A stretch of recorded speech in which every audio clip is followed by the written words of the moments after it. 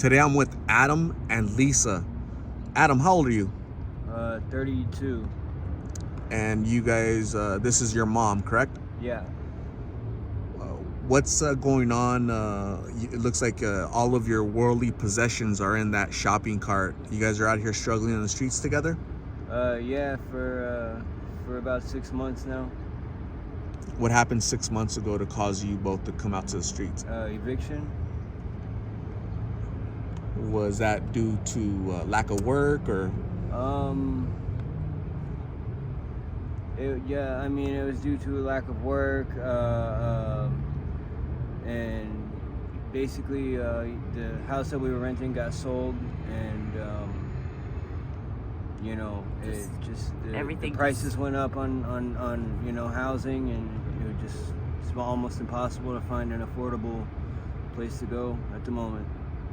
So the turmoil just kind of took over. And are you guys battling any addictions out here? Yeah, fentanyl. How long has that been going on? Well, I've had an opiate addiction for roughly half my life, so about, I would say the better part of 12 years at least I've been dealing with that.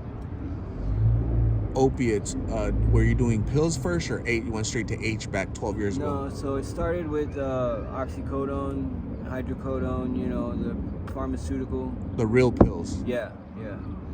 Was that due to like a doctor prescribed or just you on your own buying them from somebody that they were prescribed to? So yeah, it started with a surgery that I had, and then the curiosity got me, and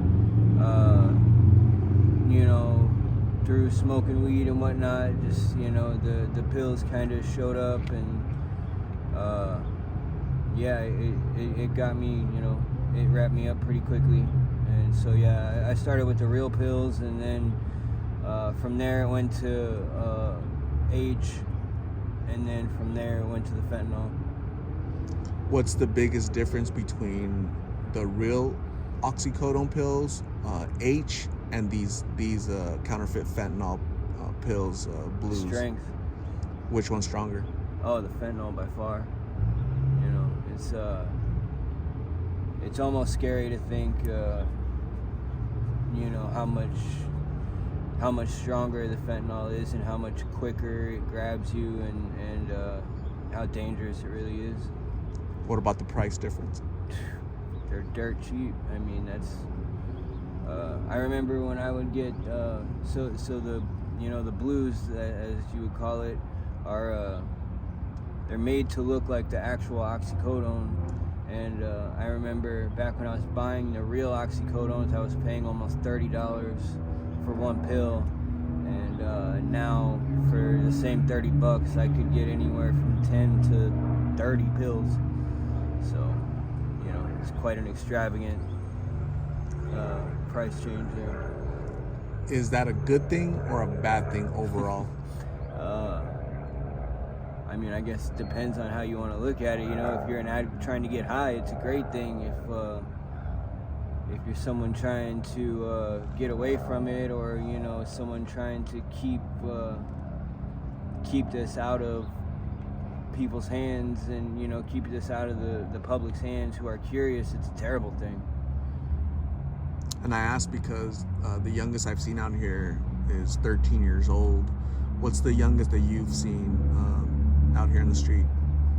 Man, I'll be honest, I don't ask age because I don't want to know.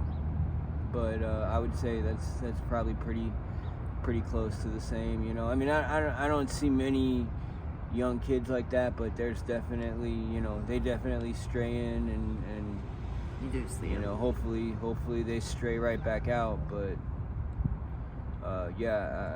it definitely happens.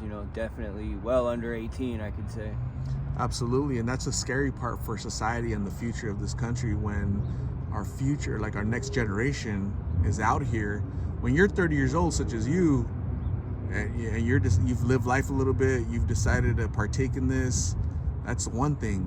But when I'm seeing 13, 14, 15-year-olds out here, they don't know anything about anything, right? Yeah, and they're taking part in something that's very strong, and you know that very well because You've Yeah. had your sample of different substances, right? Yeah, I mean, it's something that it's a scary thing to think that something can grab a hold of you and make you physically depend on that substance just for day-to-day function. And you know, nobody wants to depend on something like that, or you know, need something just to even have any desire to get out of bed, or you know, just to even speak to another individual. Like you have no you know, desire to wanna do anything until you get that fix. And it's just, you know, it's really scary to think how physically addictive it is, not even touching on what it does to the brain, you know, and how much it can change your way of thinking and really just mess your life up, man, before you even know it. It's scary. Lisa, what's gonna take to get out of here? I'm not sure yet. I feel like if we knew that answer, We'd be out of we here. wouldn't be here right now. It's possible. I've seen people do it, you know, but they're few and far between. Really, it takes someone hitting complete rock bottom. And I just want out. unfortunately, you know, some people's rock bottom is further than others, and that ends up being a casket, you know. Obviously, neither one of us want that. I don't foresee that being our That's not way gonna be out. our out. But you never know. No one has no one has a fortune, you know, future teller or whatever. But I know it takes a lot of willpower, and you know, honestly, people reaching out. You need to know that not everyone has turned their back on you, and That's you know, huge. it really takes someone offering a hand up. Lisa, do you have family, friends? Do they know you guys are out here? Yeah, we have family. They're just not here. They're in another state. I mean, they're not obviously, no, they're not completely aware of what, you know, our Everything situation is. is. I thank God that they're not aware of what our Yeah. situation is, you know. We mask it as best we can, but you know, no one wants their family to know that. I don't want them to This be is how- disappointed in us. And So one thing, Lisa, Adam, you guys have to realize is that sometimes you have to ask for help. You need to set your pride aside, and that feeling of not wanting to be a disappointment or upset family, you have to reach out to them, because that rock bottom you're talking about earlier, casket, I've seen it. I've interviewed people, and next week they're gone. I get advised by the police or by their family that, hey, you interviewed my daughter or my son recently, and they're no longer here. I've gone to funerals. Yeah, it's And- unfortunate. And that's extremely unfortunate. And that rock bottom you're talking about, you guys have to keep that in mind, right? Like, what is it? To me, like, my rock bottom is a lot different than your guys' rock bottom, right? But I'm not going through this addiction, so I have to try to understand and be compassionate and give you guys grace, and that you know, your experience is a lot different than mine, and you guys aren't fully able to function in society the way I'm able to, right? And so this is why these videos are important, for that, so that society can I understand. hope it does help somebody. Absolutely. Yeah, That's there, why we're there doing was this. a time where I never thought that my rock bottom would be this far. You know, I thought my rock bottom would have been Yeah. I never, long before I ever got to this situation, you know. But it, like I said, it just you all of a sudden you it's don't like see you wake it up happening. and It's just there. Yeah. I mean, time goes by so incredibly quickly, and I just don't know how we got here. Yeah, It happens quickly. It devolves quickly, right? Right? yeah. One day you're here. Yeah. And then when it spirals, it almost feels like a reason to say, well, screw it, you know, and that's obviously not the answer, you know. That's the cop out. But That's you that's just the don't easy know way out, where to but- turn at that point. You know, it's like you're just keep trying to dig out of this hole, and it just keeps sucking you down because you don't know where to go to get that helping hand you need to get out. So Lisa, Adam, I'm gonna give you, when we're done here, I'm gonna give you resources, okay, for you to call. Okay, there are lots of resources. What I'm noticing doing this 2 years now is sometimes there's lack of will on your guys' part. Okay, Absolutely. that's what I'm seeing. Absolutely. That's what I see. There's Because lack of desire to you know get- why? It's the addiction. It's not Yeah. Adam the person. It's not Right, Lisa the right. person. It's that addiction, that whispering in your head, right? That urge, that yeah. It's the desire. fear of never getting high again. Straight Yes, up. I mean, exactly. That's it. Yes. And so, but one day, right? Because I've been told this from people that they're in recovery. You know what? One day, I woke up. And That was it. I was done. I was tired. That's Yeah. when I sought help. Right now, today, you folks might not be ready for that, but it could be tomorrow, don't next know. week, next month. In the meantime, how can people learn from you guys? How can you guys inspire others to not come out here, ask for help a lot sooner, right, Lisa? Yes. yeah, Just be honest with lean your on family. your loved ones. Yeah, lean on your loved ones, and be smart enough to look at Just- others' misfortune and realize that it can happen to you. It will happen to And you. it can happen a lot quicker than you think. And, Yes. and if you Yes. think you're that individual that can say no try and it turn your back. and you know, not get addicted, you're not that individual. You're not special. You're not No. any different than Us. anybody out here. So you know, it's not worth it. Just, you know. And it's nothing to be proud of, let me tell you. It's nothing to be. I forget how to even look people in the face anymore. Yeah, I mean, you know, and when you get to this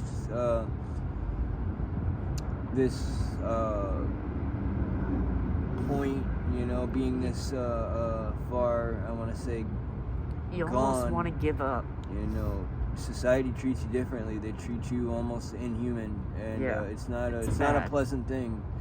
And you know, yeah. So just all I can say to anyone who is like, you know, on the fence or whatever, Don't.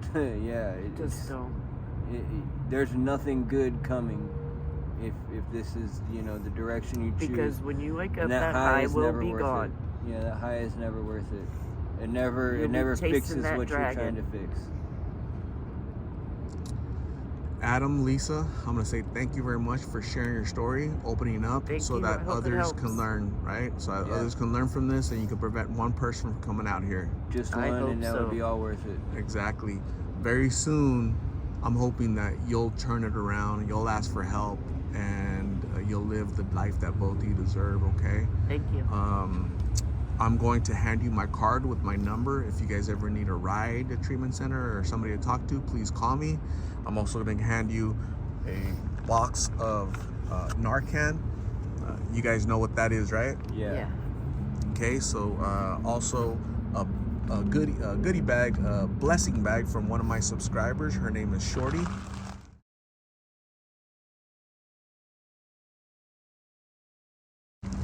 Well, thank you. If you can Oh, it got caught. if you can open up the bag and see if those are items you could use, Adam. Oh yeah, absolutely.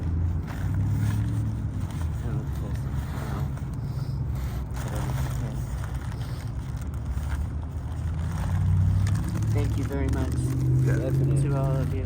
Toiletries and snacks. Clothes, water. Yeah. I mean, Yeah, necessities. Yeah. It's very helpful. Thank you.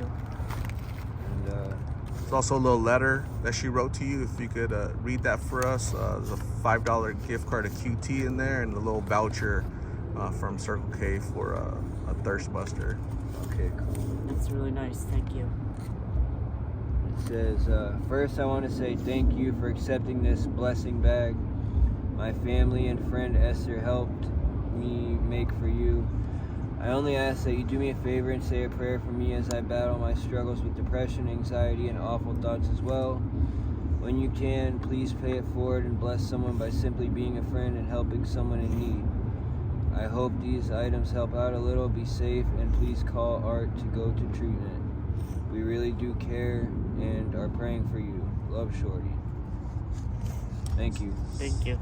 So again, thank you guys very much. Stay blessed, stay safe out here, and we'll talk soon, okay? All right. Indeed.